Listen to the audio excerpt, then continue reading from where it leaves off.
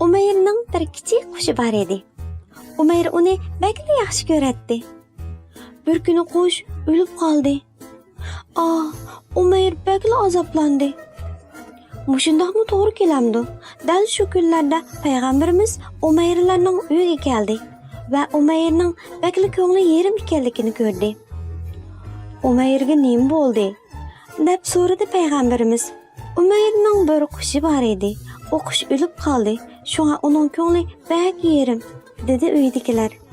Payg'ambarimiz Umayrni yeniga chaqirdi va Umayr, sening kichik qushingga nima bo'ldi? dedi uning beshini silab turib. U insonlarga tasalli beradiganlarning eng yaxshisi edi. Payg'ambarimiz Umayrga ko'ngil bo'lgachga, Umayrning ko'ngli bir oz aram topdi. Yuziga kulki yugurishga boshladi. Çünkü Umayrning kichik qushi amdi jannatda uchida emasmi?